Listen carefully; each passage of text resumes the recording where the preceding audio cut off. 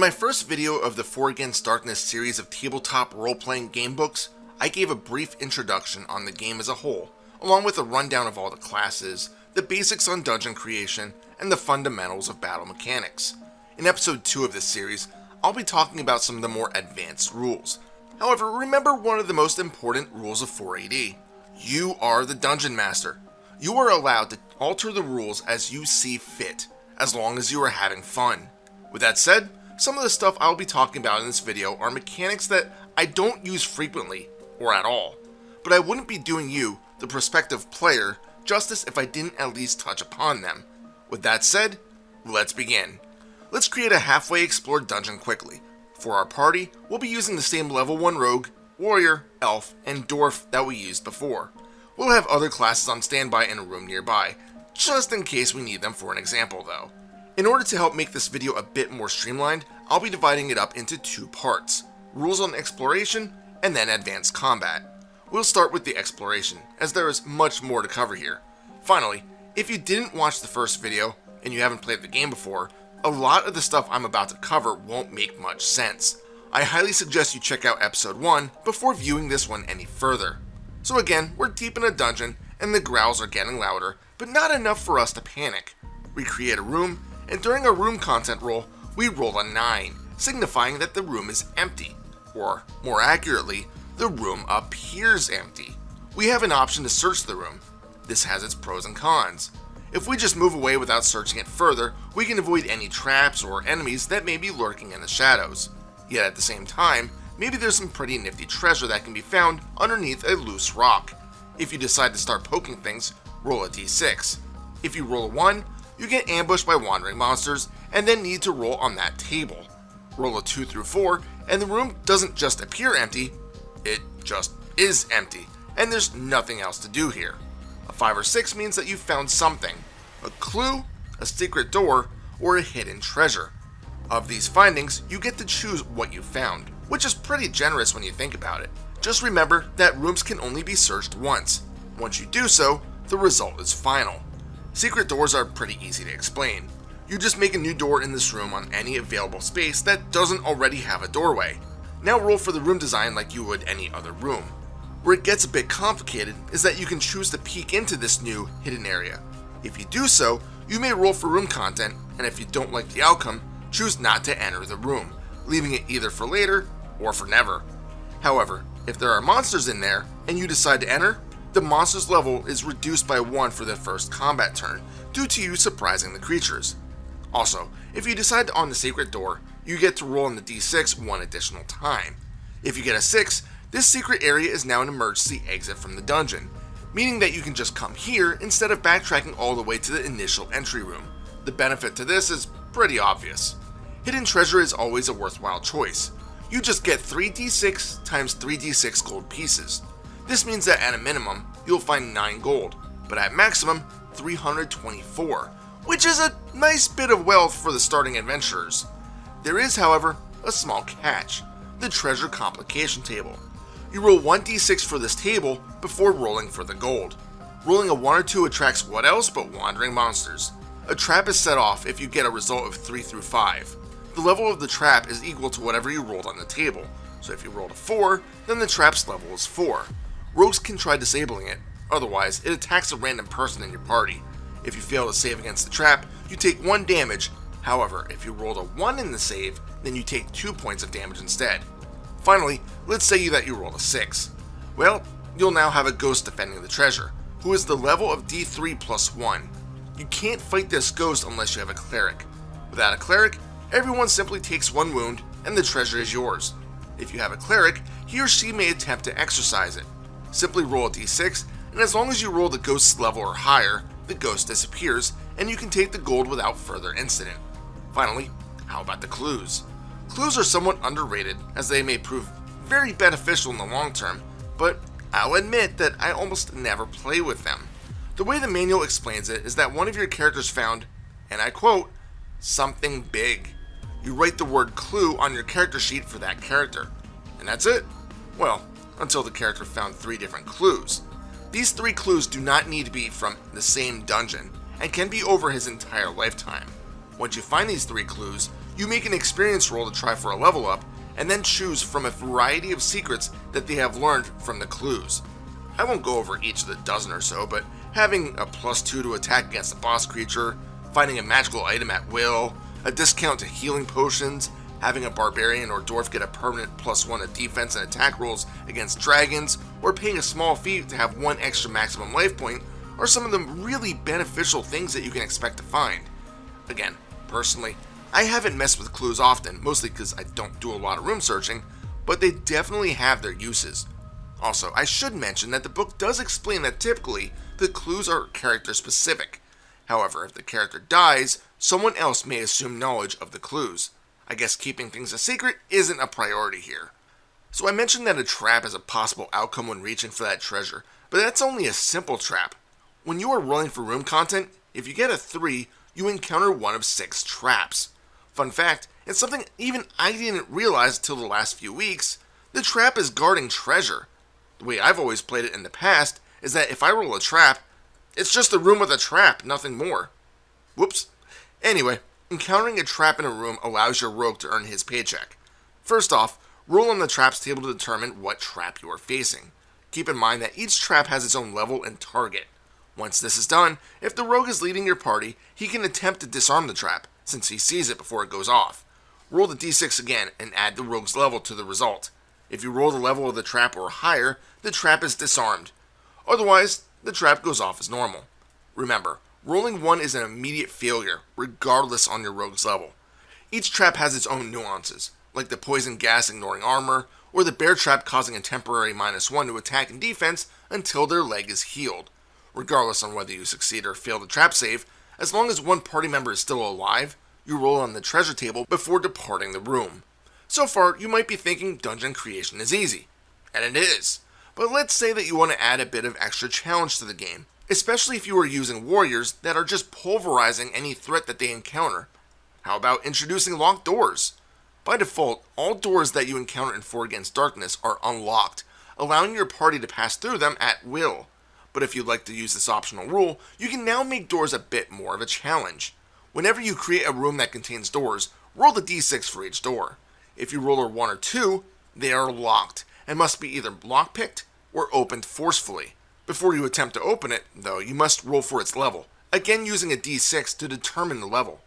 In this case, rolling a 1 through 3 means that the door is level 3, and rolling anything above that equals the level. For example, if you roll a 5, the level is 5. For the majority of characters, you'll have to attempt to bash open the door. Once again, roll the d6. If you roll higher than the level of the door, it opens. Warriors and barbarians add their level, which means that they are the only classes able to open a level 6 door by force. If you attempt to use this route, rolling a 1 means that wandering monsters are summoned to the room due to all the noise. An extra benefit is that a wizard can cast a fireball or lightning bolt at the door to immediately destroy it, with no need to roll the d6. But maybe you want to be a bit quieter and avoid blasting the door into splinters. Well, have the rogue try to lockpick it.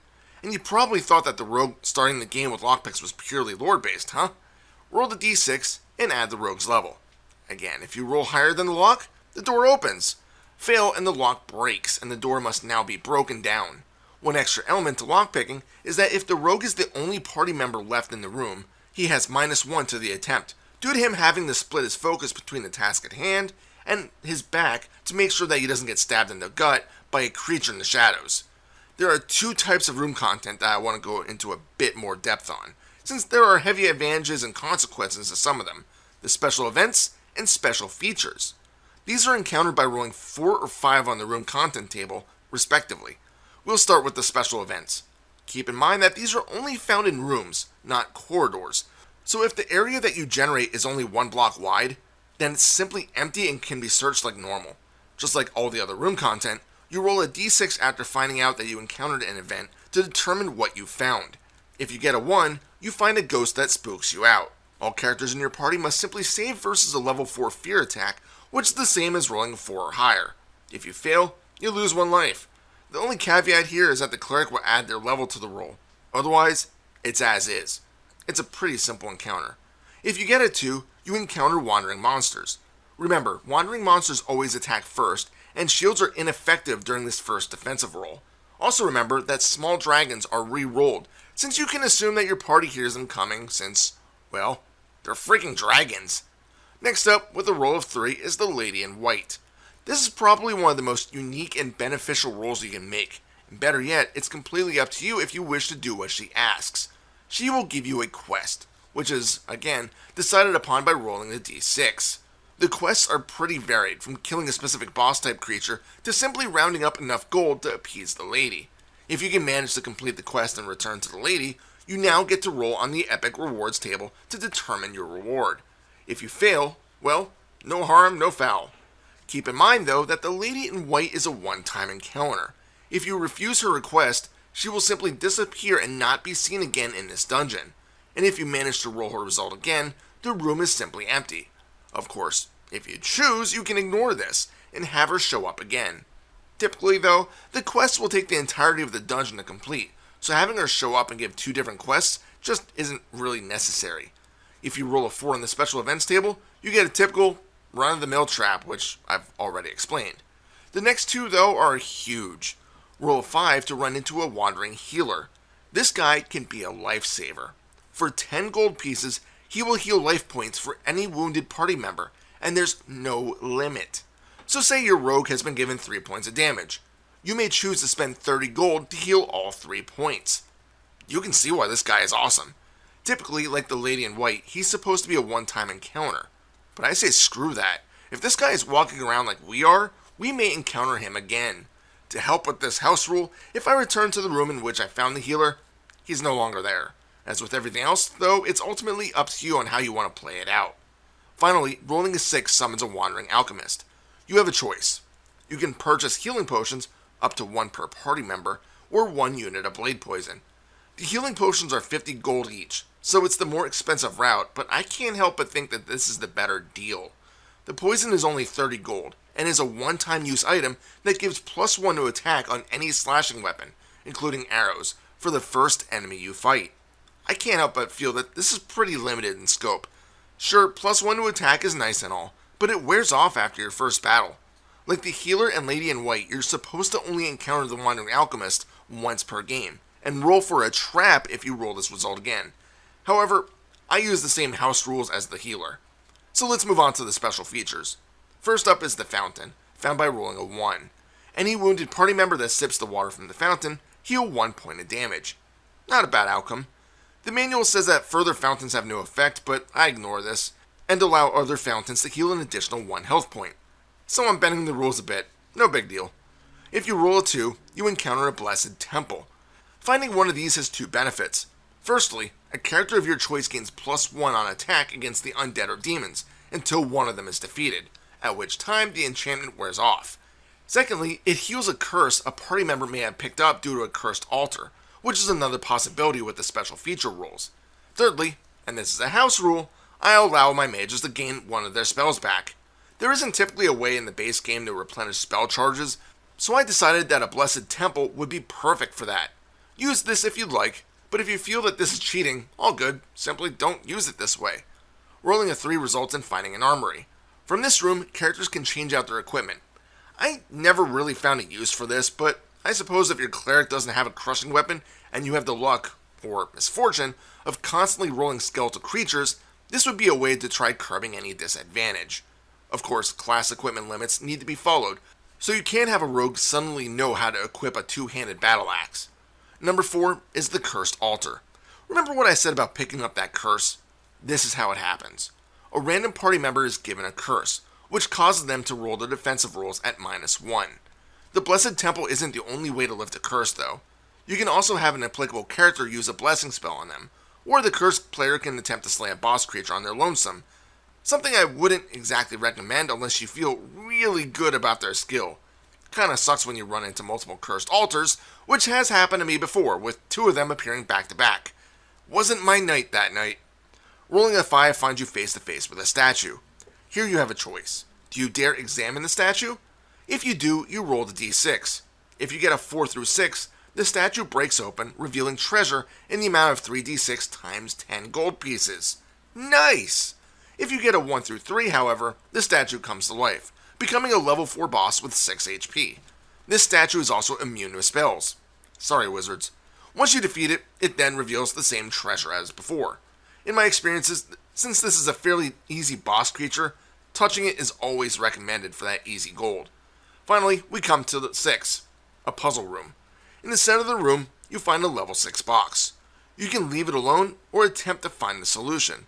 Roll the d6, and if you roll the level or higher, the box opens, at which time you roll on the treasure table to determine what you found. If you fail the puzzle, however, the character takes 1 wound. If you have a wizard or rogue attempting to figure the box out, they also add their level to the roll. That sums up all of the exploration topics that I wanted to touch on, so let's move on to the combat topics.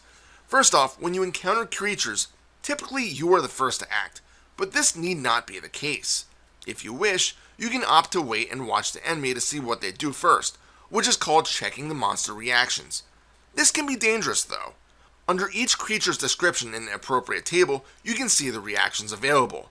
If you see always fight to the death, then there's absolutely zero reason to wait for the opponent to move first. Otherwise, you can opt to roll the d6 and then compare the results to the reaction chart. Let's take the goblins for example. We enter a room, see a few goblins, and decide to wait to see what their reaction is. We roll the d6 and get a 3. In this case, we can attempt to bribe the goblins for 5 gold per goblin. If we decide to fork over the gold, they let us proceed without further combat. I don't recall ever seeing it, but I play it as if I bribe an enemy, I do not get their treasure since they are not defeated. Also, another house rule that I use is that I must pay again when re-entering the room. I should note that if you refuse to pay the bribe, they attack you and they get the first strike. Also, in these reactions, you will see both fight and fight to the death, and you might be wondering what that's all about. There is a simple difference, which comes down to morale. The enemy's morale is tested once they lose half of their numbers, or in the case of bosses or weird monsters, half of their life points. If you roll a 3 or less, the enemies realize that it's better to run and live another day and escape, leaving their treasure behind. This counts as a defeated enemy for the purposes of XP rolls. If you roll a 4 or higher, the monsters keep fighting. This happens once per combat encounter. However, keep in mind that there are some monsters that do not test morale. In this case, once their numbers are halved, keep fighting as normal. So back to the fighting versus fighting to the death. If you roll their reaction, and it's fight to the death, they do not test morale. That's the difference. Also keep in mind that some enemies have a modifier to their morale, which is described on the appropriate monster table. Also, since I'm on the topic of morale rolls when half the enemies are defeated, don't forget that when fighting bosses, once their life has been halved, their level decreases by 1. This signifies that the creature is getting weaker, and it's easier to damage it and evade their attacks. Just figured I'd throw that blurb in here since we are talking about it. Next up on the agenda are ranged attacks. Here's where I start altering the rules again, so let me explain how it's supposed to work, and then how I do things. If you have a bow equipped on a character, they will always be able to get the first attack in, regardless on whether the party is surprised or ambushed after a failed reaction roll. The way it's intended is that the hero fires off an arrow as the monsters are closing in, hoping to staunch the attack a bit.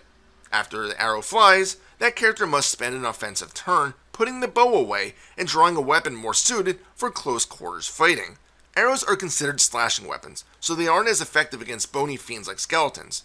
Finally, and this part is up to you, you can either keep track of how many arrows your character has on them, or assume that they have enough to last the entire adventure. Personally, I have no problem keeping a tally on how many arrows I have available.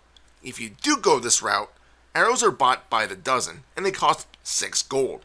Also, the manual states that a maximum an archer may have is 48 arrows. That's the rules as set by the 4AD instructions. Now, my spin on that. I feel like a character that is using a bow is a bit quicker than the game gives me credit for. Not only do I not waste a turn to swap weapons, as I assume that as soon as the arrow leaves the bowstring, the character is pulling a blade, but I also allow characters to use bows if they remain in the back row of the standing order. If they are on the front lines, or the party has been ambushed and therefore the back is now the front, then I do not allow extra bow usage. My thought process on this is that the archer is skilled enough to take shots between the front 2 characters, or even able to fire an arrow over the head of a character as they duck under an attack. Granted, this does tend to burn up my ammo reserves a bit quicker, but that's the price I pay. Also, if for whatever reason I am using a bow with a character that is using a 2-handed weapon, then in that case I shall burn a turn to swap weapons. But so far, I haven't come across that scenario. Let's say that things just aren't going your way and you want to skedaddle away from the threat. you do have the option to escape the encounter. Actually, you have two options, withdrawal and flight. Both are similar enough, but we'll start with flight. Your party will run away to an adjacent room. It doesn't have to be a room that you've already been in, and if you go a new room route, you'll be drafting its contents like normal. As you run away, the enemies will attack one final time. If possible, all characters receive one attack. If there are fewer monsters than heroes, attacks will first be directed against the character closest to death. If there's a tiebreaker needed, if there are any current character classes that are hated by the enemies you are fighting, such as a dwarf running from a troll, then they get attacked first. Or you can do things the easy way and just randomize who gets hit. The manual does not state what happens if there are more monsters than characters, but I treat it as a max of one hit per character. But how does the withdrawal differ? Withdrawal can only be done if there's a door available. Basically, your characters slowly step backwards towards the door and then slam it shut on the enemy group. In this case, all monsters attack your party in a random fashion, but due to your heroes being in a defensive formation, the defensive rolls against this last attack are done at a +1. No matter which option you choose, remember to mark the enemy force on the map, as they will remain there in case you have to go through that room again. Also, when escaping combat, shields are ineffective, meaning that if you have a character holding one, the defensive buff from its use is negated.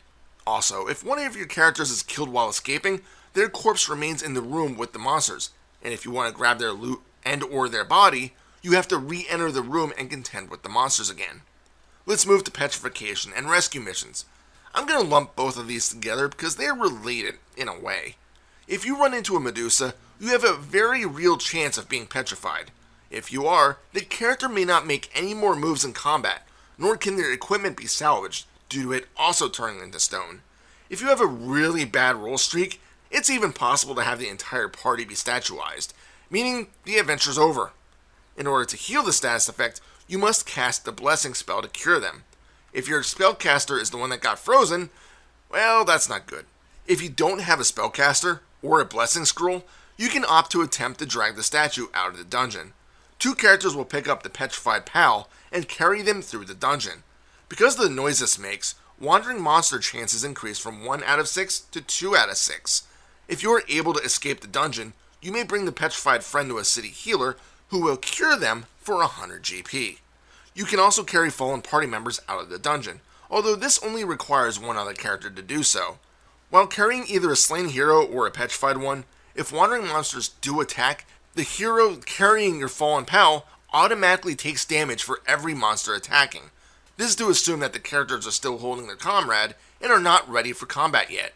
After this initial round, it's safe to say that the hero has been safely laid on the ground and the surviving warriors are ready to duke it out. Last few notes on this. Anyone carrying a friend will always remain in the back row.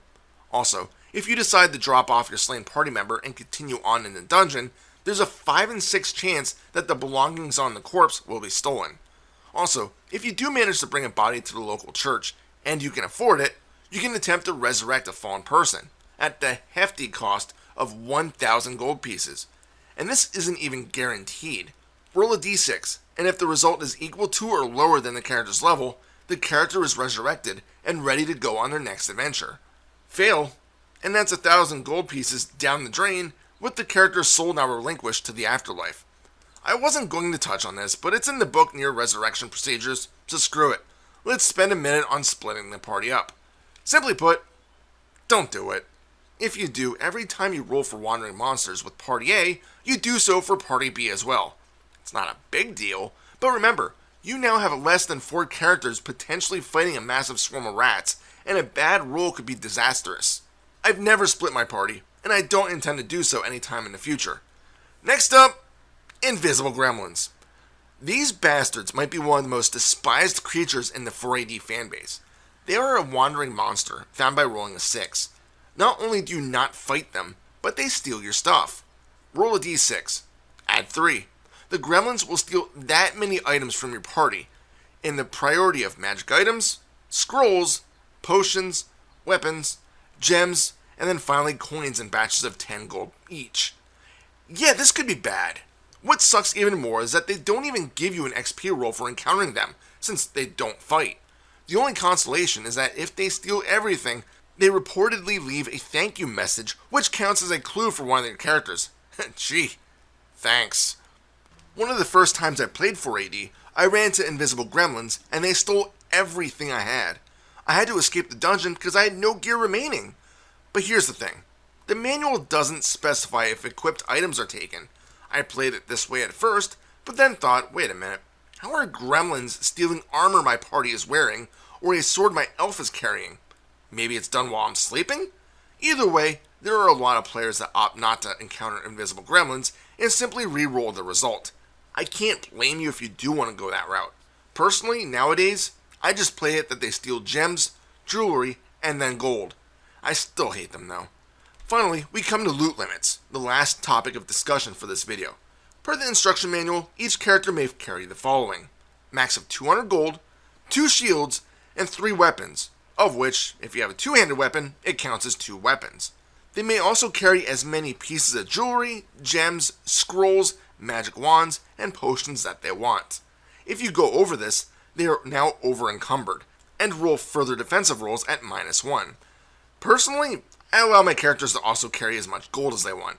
Granted, they never really have over 1,000 pieces at one time, as they deposit this in the city guild hall.